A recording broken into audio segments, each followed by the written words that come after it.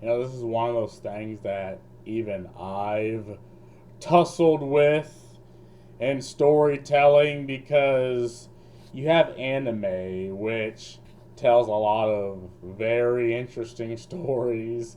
Like, one of them is how someone died and became a goddamn vending machine. He got isekai into a vending machine and it's helping these adventurers, but they can only speak in the automated voice that you know compute like the AI computer on bots say.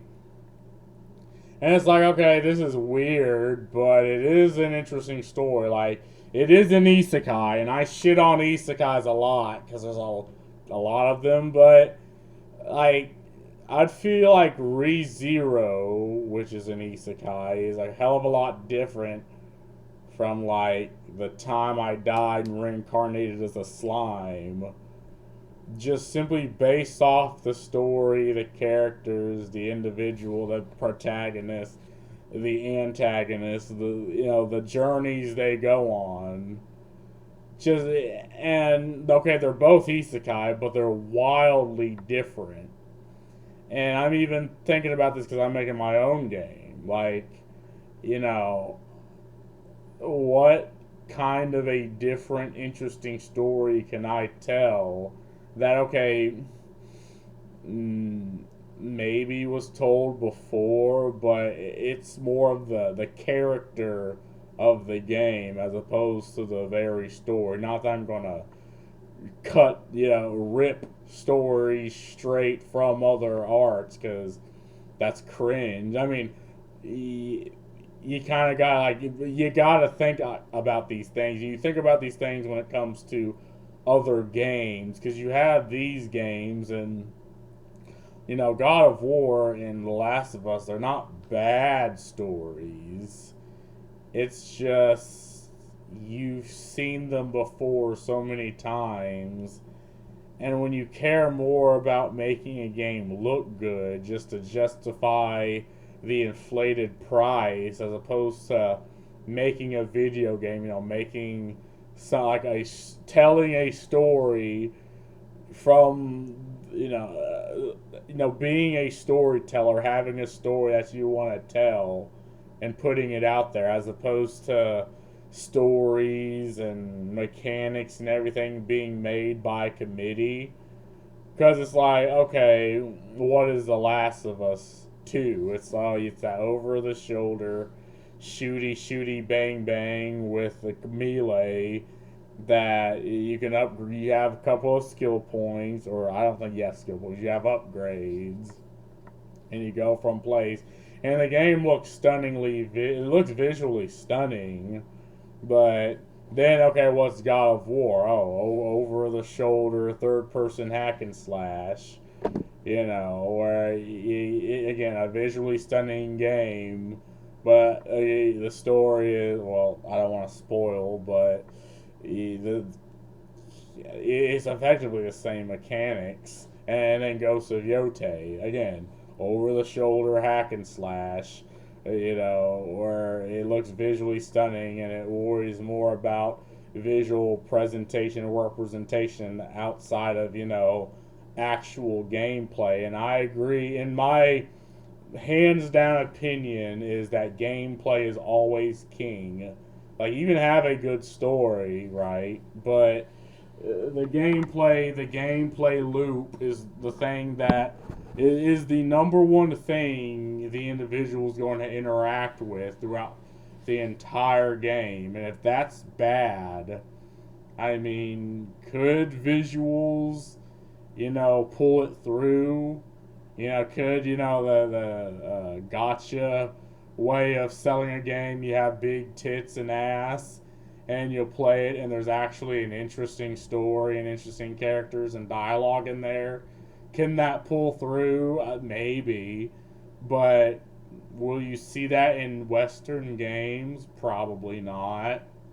Like, PlayStation, a lot of people try to, go after Stellar Blade and give it the adult only. And when that happens, it effectively nukes the game on the algorithm.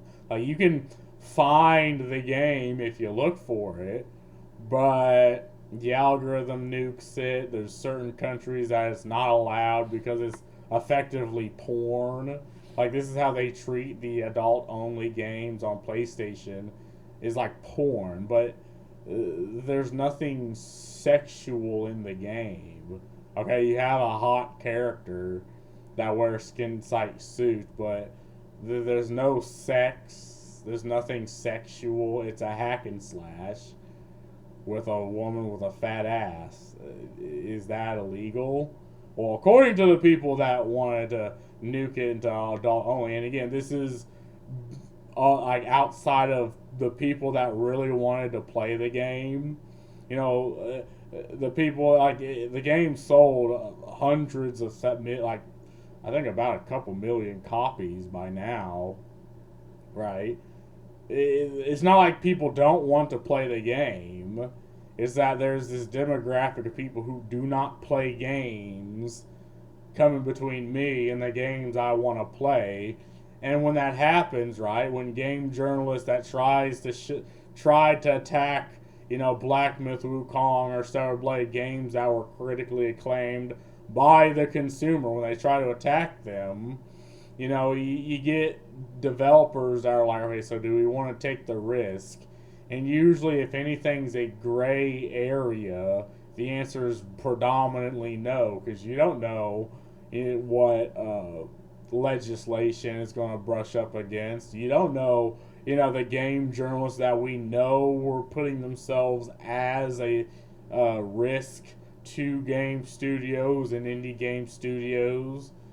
So what you get are games that effectively, okay, the presentation of these games are different, but they just feel the same. But that's not what the consumer wants. Like, I want variety. A game like The Last of Us was fine and all, but I want to play, a game like Stellar Blade or a game like Nikkei Gods of Victory or that Ananta game. I'm going to need to do a video about that. I want variety. I want people willing to push boundaries in storytelling and game mechanics. I just don't want the same fucking game over and over. Milquetoast doesn't actually push any boundaries. I mean, games are art at the end of the day. At least I think they are. You don't. Indie devs don't make games just for the money. You don't know how people are going to receive your product. You don't even know if it's going to sell. You do it just for literally the love of the game. Because throughout the first couple years, you will just lose money when making a game. Like, there is no return on investment until you either get a demo or get the game fully released. And if you're spending 60, 70, 80, 90 grand, I mean, clearly you're not going to risk that. I mean, it's easy to demand companies put in the risk if you're not the one that is putting any money into it. But as indie devs, will you do it? I mean, who the fuck knows? I guess it depends on the person. And there's also the thing where if people really want to play the game, they're going to find it and play it. PlayStation, the HR ladies at PlayStation or on consoles can do everything in their power to lower products and games to the lowest common denominator to fit the sensibilities of, again, people who don't fucking play games. But if a consumer wants to play the game, they're going to do it. Like, we see this with Power World. Despite Nintendo trying to go after that company, what are they going to do? Rip the product from the consumer's hands? It doesn't work that way. Even in the digital space, we don't play that. But anyway, I just said it's what happens when you focus more on graphics and realism over story. You get the same storytelling in different games. Yes. They're doing this thing where, look at the graphics, look at the pretty graphics, but it's like, okay, so I guess there's talent somewhere in these companies but it's not the storytelling. Half the time, like in Insomnia games with that Wolverine, they outsource the fucking story to a third party goddamn company because they're so creatively goddamn bankrupt. They treat it as a product.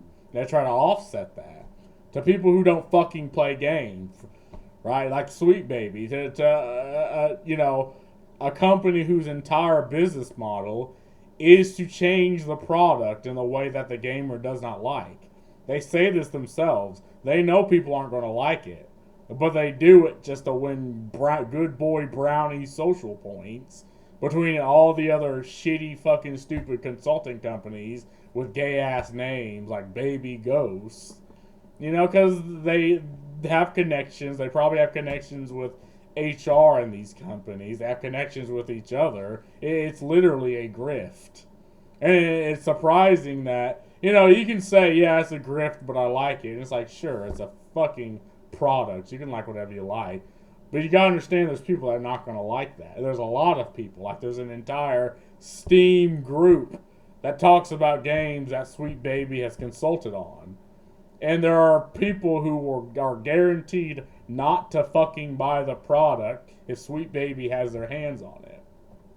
Simply because we know what they do to the story and the characters. So, I mean, that's all I gotta say about this. Rant over, maybe. I need to do a video on that Nanta game. I probably will soon. But anyway, that's all I gotta say about this. Peace.